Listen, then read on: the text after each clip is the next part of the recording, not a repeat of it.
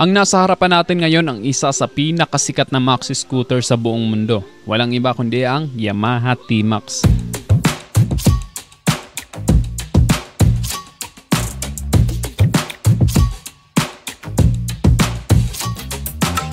Ito ay 562cc, Euro 5 compliant, liquid-cooled 4-stroke, dual overhead cam, 4 valves and fuel injected. Ang maximum power nito ay 46.6 PS at 7,500 RPM with a maximum torque of 55.7 Nm at 5,250 RPM. At kaya nitong tumakbo ng hanggang 185 kph. So sobrang bilis din ng maxi scooter na to kaya hindi ka talaga mabibitin sa performance nito. At pagdating sa forma nito, very classy and premium talaga. Siguradong lahat ay mapapalingon kapag ganitong motor ang daladala mo. Sa harapang bahagi pa lang nito, napaka-astig na. Pagdating sa headlight nito, naka-projector light ito with monofocus lens. Kaya talagang maliwanag ang headlight nito. Meron pa itong integrated flasher. At ang maganda pa dito, mataas ang windshield nito kaya komportable ka kahit pa sa high speed. Adjustable pa ito, pwedeng taasan at pwedeng babaan. Medyo nakakatakot nga lang ang kanyang side mirror, parang masyadong nakahiwalay sa kanyang body.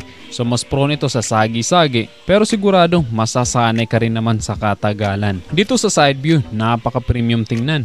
Two-tone nito, color black and blue. Very elegant talaga. Wala itong kahit anong decals, meron lamang itong emblem dito ng Yamaha. At talagang relax na relax ka dito sa mahabang biyahe dahil maitutuwid mo ang paa mo. Then meron pa itong cruise control na pwede mong iset up sa gusto mong speed para nakarelax ka lang at ini-enjoy mo ang magandang kalsada at tanawin ng Pilipinas. At malapad ang kanyang upuan, meron pa itong backrest kaya talagang komportable ka. Ang seat height naman nito ay 800mm lang kaya perfect din for average height. Pero dahil bulky ang motor na to, medyo dudulo ka nito kapag tutukod-tukod ka. By the way, very lightweight lang din ito, 218 kilos lang kaya hindi ka mahihirapang itukod-tukod ang motor na to. Then very unique ang design ng taillight nito, pahaba ito. Naka-LED yan kaya kitang-kita ka talaga lalong-lalo na sa gabi. Dito sa gilid meron itong 3D emblem na T-Max at napaka-premium tingnan. Bagay na bagay sa matte finish na kanyang fairings. At nandito sa harapan ang kanyang tangke. Ang fuel capacity nito ay 15 liters. Malaki ang fuel capacity nito kaya malayo ang mararating mo sa isang full tank nito.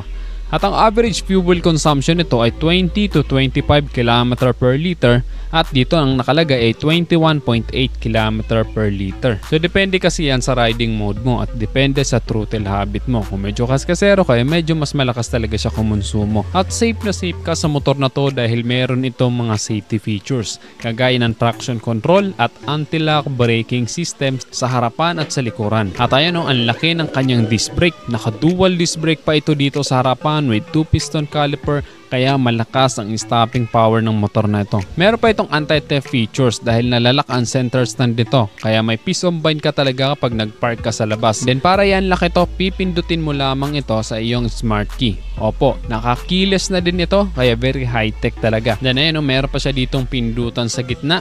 Then very sophisticated ang kanyang instrument panel. Malaki ito kaya madali mong makikita or mababasa ang mga indicator. Pwede mo rin i-connect ang cellphone mo dito through Yamaha application at meron pa itong navigation features kaya napaka-astig talaga. Sa mga switches naman ito medyo marami ang kanyang mga pindutan. Dito ang high beam and low beam and passing light switch, signal light switch, and busina. At ito naman ay para sa cruise control setting. Ito namang joystick ay para sa setting pa rin ng iyong dashboard. Sa kabila naman ang kill switch mode, hazard light switch, at ang kanyang push start. Pagdating naman sa suspension nito, naka-telescopic fork sa harapan with 120mm travel. Sa likod naman ay naka-monoshock with 117mm travel.